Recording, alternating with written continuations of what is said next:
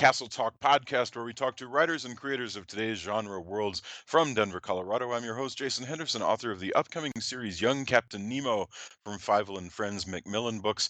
And my co-host is attorney Julia Guzman of Guzman Immigration of Denver. Talking this week to Bridget Nelson and Mary Jo Pehl, who perform commentary with Rifftrax, especially focusing usually on mid-century industrial films with titles like Duties of a Secretary and The Prom, It's a Pleasure.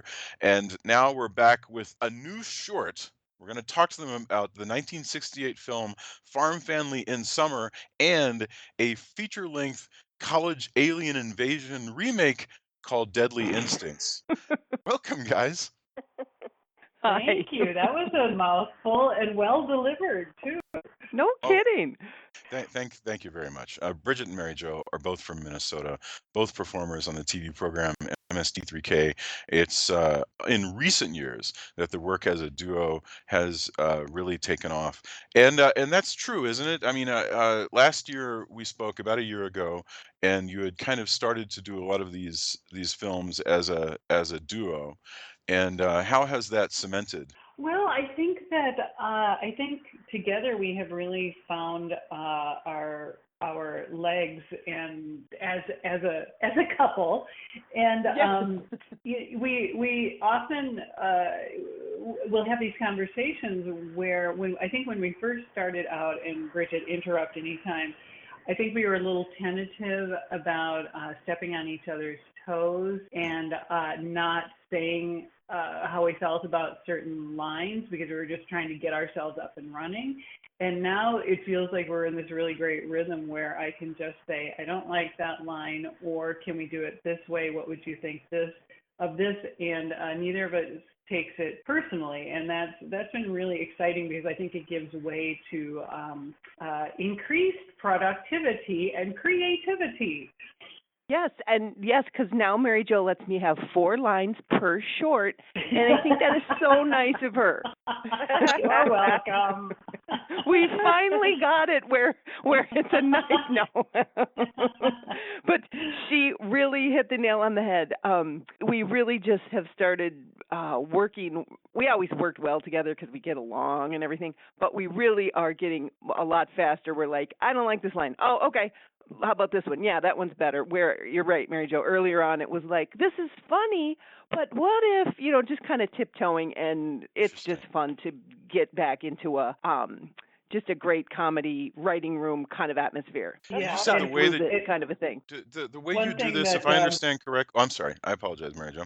Go ahead. No, not at all. One thing that Bridget and I always marvel at is when we were first starting our writing meetings, we would always, whoever house it was at, we would always prepare like tea and snacks. And then finally I said to Bridget, what are we doing? I mean, I feel like I'm drained by the time we meet to write because I prepared this little gathering for us. And so that has been so freeing for both of us to not feel like we have to provide lunch like we're having a tea every time we get together.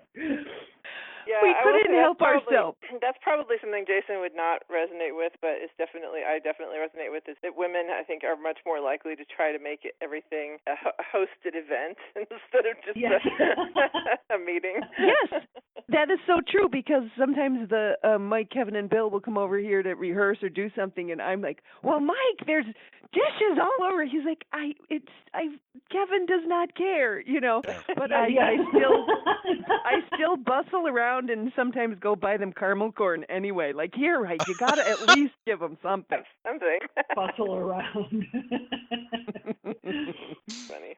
Okay. Process. I know you went over this last time, but I just wanted to make sure I understand here what you're referring to when you're talking about the lines. And these movies, for the audience who hasn't watched them, you can find them at rifftrax.com. And they're done what I might call, and you'll forgive me, they're done MST3K style, which is to say the commentary is viewed at the same time you're watching the movie. It's a commentary that's going on out loud. And so to write that script, if I recall, tell me if this is true, you guys watch the movie separately, you write your jokes separately, and then you bring them into the room and you throw them at one another. Is that correct? You divide up the script between you, right? That I don't remember. Yeah. Is that how? Okay. Yeah, exactly. Okay. So right, but I mean, you'll wind up having competing. So you won't even have competing jokes for a section of the No, of. right. We No, kind of split it right. right down the middle, and or if there's a larger, like a big long movie, I'll go like, I'll write the first 10, then Mary Jo the second 10, third 10, Oh, go back and forth. So our voice is, in there. So we split it down the middle, and then we come together and go over it, and that's when we start collaborating, like, on different lines, and we'll throw in ideas. And so by the time it's done, it's totally a mashup, really, of the two of us. With what you say, MJ, we end up moving lines, like, oh, my line from this section would be funnier in your section there, that kind of thing. Well, And absolutely. sometimes, And I know that sometimes I will execute very clumsy verbiage. And so Bridget will simplify it. So it feels like every single line just about is really a melding of the two of us. Yeah, I would totally agree. And I think also, Mary Jo, I have a problem with, what is that? I don't quite know what it is, dyslexia or whatever, where I use kind of the wrong. I just kind of I flip words, and so you do that to me too. Like, no, you're actually mean. So it's just kind of fun, and getting over that embarrassment too. Like, oh yeah, and my spelling problems. Even well, and that's probably for that to that point. What you were saying earlier about feeling less bad about, and again, that's more specific for women than it is to men. Is feeling bad correcting something. It's like if you use the wrong word, I can see where if you're just starting to work together, Mary Jo might be hesitant to say that's not the right word, and then after a few times, you know what? It's better if she knows now than if she finds out from some some comment online. Well, Julia, that's a really good point, and also for the betterment of the script, I think Bridget and I are simpatico with that idea. We just want the best script and best entertainment, funny delivery, and so we're both working toward that, I dare say. One thing, I don't know if Bridget, you're going to be really mad at me for bringing this up, but Bridget has pagination issues. Embarrassing pagination issues. Bridget, I'm sorry. Should I have not said anything about your pagination? But hey, you know what, Mary Jo? I don't know what does pagination mean? I don't even know what it means. You know when we combine scripts and like yours is the indentation is funky. That's what pagination is. A very quick side note. A quick side note. I wrote a script that was supposed to be 90 pages, and I kept working on it, and then finally I was done, and it was like 140 pages. And I had only put in 8 extra lines, and then I had to have someone help me, and they're like, "No, you just put all these weird spaces, and you have 8 pages of pagination." Thank you, Mary Jo. Yes. You're welcome. I want to ask you specifically about these two scripts, but one thing I've noticed, we were watching last night, you also have distinct characters, and I think that's I noted this last time.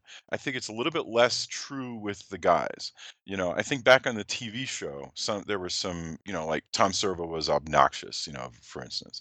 But with Bridget and Mary Jo, I noticed that I don't know if Bridget and Mary Jo, the commentators, are actually intended to be Bridget and Mary Jo, the humans. But you have distinct characters. Bridget, you play a more I don't know quite how to describe it. A more sweet, naive sort of character. The Mary Jo, you're a little more sardonic.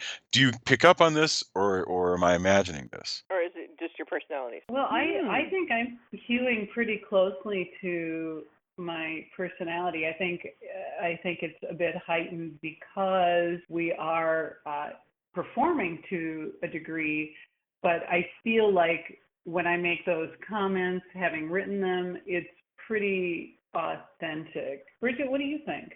Yes, I think that they are a heightened version of ourselves, or yeah, I do. I agree. A comedic version of ourselves. It's souped up kind of. Very cool. And do you sing as much in real life as you do on on the program. Break into song randomly. I do. I totally Yes. do. Yes. I love I the definitely singing. identify with that. Yeah, I get yelled at from for singing from my family. Like, why that? You don't have to sing another song. Does everything remind you of a song? Well, yes. Can I move into your house and then we can like defend each other, because that happens to me as well. Yeah, That's hilarious. we have one Broadway obsessed teen who like breaks into Broadway songs all the time, and that's Outstanding. That's excellent. it's there. So okay, all right. I went Farm Family in Summer, 1968. This movie, by the way, looked like home movies to me. I gotta say, this is the weirdest experience. Farm Family is a short film that I don't even know why. I don't know who it's. I don't know what it's for, but it's just showing the life of a farm family as they go to the state fair in Mhm. 1968. You know, they get up, they do farm stuff, and then they go out. You know, how did you find this movie, and why does I mean no disrespect to it. I'm sure that everybody's wonderful, but why does it exist? Like, what's it for? Well, Mary Jo, we have wondered. Yeah. We've wondered that Go. too, and I think. Sorry to interrupt you, Bridget. We wondered that too, and I wonder if it was shown to all the flourishing of suburbs in that era, and sort of introducing school children to the idea of the suburbs having encroached on these farm families. What I think is so funny is that they hardly do any farming. There are 4 episodes, and they hardly do any farming. Wow. Yes, Wow. you have not seen anything yet. We go through all the seasons and we've riffed them. They're already in the can, waiting for their seasons to come around. And kind of an interesting thing, I was reading about it, and the guy who directed them ended up having something to do with Lucasfilms, and he was doing a remake of something he had seen when he was a kid. From the 30s or something, that was old already when he was a kid, but he just felt like it was so not such a very good depiction, so he wanted to, when he got hired by whatever it is, Mary Jo, what is it, Encyclopedia Britannica or something? It was Britannica. Yeah, right. To do it, he wanted to make a more realistic family. So he was originally from the area, or his brother, there was some relation, so they were like interviewing families, and nobody was any good, and then finally they were talking to this guy, Red, and he ended up knowing that guy's brother or dad, and then it was like, oh, crepes, yeah, we'll do it. And because it was a connection. Oh my Which gosh. is kind of amazing. And then they kind of wrote the scripts, kind of loose scripts, and Mary Jo and I, we have really fallen in love with this family. We're obsessed. Well, I'm obsessed. I don't want to speak for Bridget, but I became obsessed with them. And then, there's an aspect that we kind of keyed in to the very first one we did that resolves itself by the 4th one, about someone who is not who he appears to be in the farm family. You start to set up Yes. that mystery in this one. Well, gosh, Yes. 1968. But Mary Jo, if you're obsessed with this family, 1968, that's not so long ago. I mean, these boys, listen to me saying that's not so long ago. But nevertheless, these boys could be, they'd be in their 60s now. There's a really good chance that they're alive out there. Well, Bridget, would you care to field that? They are alive and well. In fact, one of the fellas played in the NFL for 7 years. And Bridget did the homework. I mean, because I got so obsessed, and so she did homework. So. Yeah, like once we found out they were from Whitewater, Wisconsin, like I've been there. I've spoken at that high school before, and so it just felt so super real. So I started looking it up, and Dale Markham played for the Packers at the end of his career and a couple other teams. He was, I think, Mary Jo, 6'7" or something? 6'7", I think. 6'7". Yeah. Yeah, he's huge. And then the other one is works in commodities trading, and I think for they all live in the Midwest still. In the Midwest, it was just so super fun, and we toyed around with like kind of doing something with that, and then I think MJ, then we kind of just decided we'll just leave it within the context of the shorts, our wonder and excitement. Yes, no, right. It got a little complicated because I was all like, we're gonna have a after school special about them. We're gonna have a podcast. We're gonna do this, and then I had to at the very least have them reenact the sitting at the dinner table. But Bridget's right. I think it was better just leaving it as is, and so yeah, it was a really interesting journey with the Farm family. Wow. Yes. Okay, we should move yeah, on. we loved the fashion, especially the plaid shirts, and then the paisley. At one point, one of you comments about paisley. And I turned to Jason and I said, back in the 80s, I thought paisley would always be in style because it was so timeless. I remember saying that. Oh, bless your heart. But that, yeah, by the way, I gotta say, looking at that farm, I mean, it just made my heart warm watching this sort of family captured in 1968. But look, if Minnesota's really that green in the summer, that is definitely an improvement over Oklahoma. That was amazing to watch. Which is where Jason's family has a farm. So Yeah, for sure. So okay, Yeah, farming in Oklahoma. There's been times in our nation's history where it hasn't gone very well. right. well, I mean, if you eliminate the topsoil, then that will happen. Yeah, no, that's true. Okay, okay, Deadly Instincts is the feature-length picture. Now this is a fine film. God bless. I don't even know how to explain a 1997 remake of the 1986 film Breeders. Why? What? How did you find yourself? How? Why? When? Okay. Did you? It's a. This is. And I think actually the more important question in there is where, because I absolutely love the whole, even in the description on the website it says in a faraway Boston, Scotland. Yes.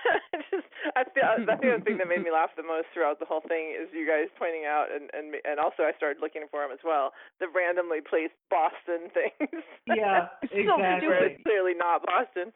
Yep.